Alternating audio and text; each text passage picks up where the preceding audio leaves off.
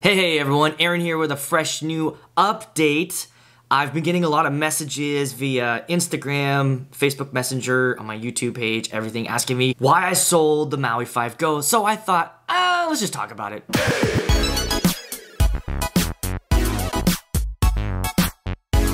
Okay, before I get into it, I just want LD to know and everybody out there that has the Maui 5 Go, I'm not just gonna shit all over this thing. Basically, it just came down to this.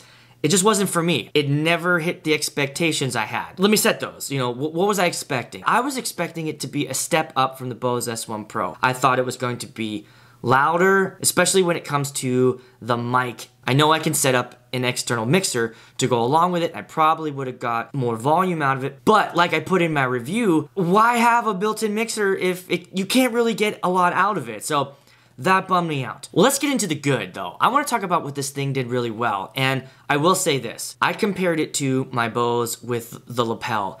And the Maui 5 Go blew it out of the water. The lapel mic sounded amazing in the Maui 5 Go. Crisp, warm, great volume. I loved the way it sounded. When I put that into the Bose S1, it's a little tinty, was way more prone to feedback as well, especially if I was set up behind a ceremony. I really had to watch the volume on that thing. But with the Maui 5 Go, I know it had mic suppression or something, some sort of technology in it. Sounded amazing. So props to the Maui 5 Go for sounding really good with a lapel mic. It also was really light, and I appreciated that too. I can't remember what it was. It had to be around 20 pounds carrying. But carrying the bass and the sticks and the battery with the speaker, I mean, it was very, very light, super portable. It could go anywhere. I liked the battery light indicator on the back that you just click on that and it could go. All right, that's about it. That's about all I liked about it, to be honest. Here's what I didn't like, and this is from real world experience. Now, a couple weeks ago, I took it with me to do a beach ceremony. And one of the things I noticed right away was even with the music, I wasn't getting a lot of volume out of it. And then when it came to the microphone, I will own this, okay? I decided to go wired mic out to the beach. And even with the master all the way up and the mic all the way up, I mean, it was like a whisper. You just could not hear it. And to be honest, that's happened to me a couple times in ceremonies where the mics have not been loud enough, and I will take responsibility for that because I wasn't using the right gear in the right moment. And in that situation, I should have either plugged in my Prime Go and plugged a wired microphone into that microphone and turned it up, or used an external mixer. So, my bad. But again, I'm going there with the expectation. There was only 70 people. I know we were outside, but then I brought it inside to do cocktail hour. Again, only about 70 people in a restaurant style kind of room. I did not get great volume out of that with the music. And then when it came time for speeches, maxed out. I used my wireless mic. I still felt like it was quiet. I know that a lot of you use it for those exact things that I just said, but for me, it disappointed. Also, and maybe I fucked it up along the way with not charging it correctly, but I could only get maybe 2-3 hours of battery out of that, and then it would be drained. That bummed me out also, so I don't know if I screwed it up when I first got it, or I wasn't charging it right. That was an issue for me that I thought, I don't want to keep this thing.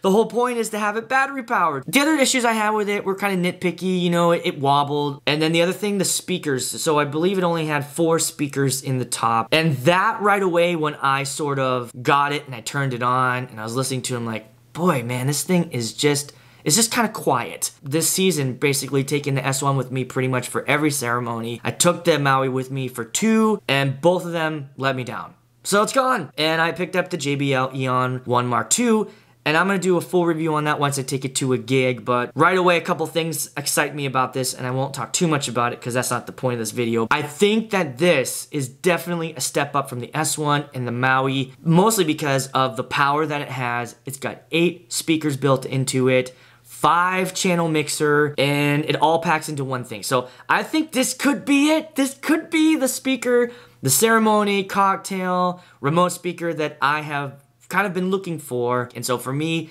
the Maui 5 Go was just a miss. It was just a miss. And so it's gone. I will say this to end the video.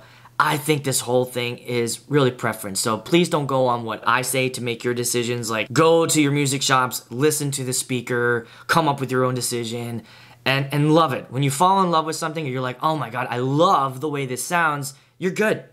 You're good to go. It doesn't matter what YouTube tells you. Just love the shit that you have. Find the thing that you like. And the reason why I'm still on the hunt is because I'm just not fully locked in on my ceremony cocktail remote speaker setup. I don't know what I would do next. If this one doesn't work, then I might abandon the whole battery thing and then just kind of look elsewhere. You know, plug it in and just take it from there. I think that's sort of where I go next. Is it a column? Maybe not. Maybe I go with a QSC, listen to what that sounds like. I know those things can get pretty loud, but for me, I really love the idea of being battery powered. That's it. Quick video, just want to give you guys an update on why I sold it, answer some of the questions I've been getting, and if you like this and you like me, then you know what to do and just do that shit.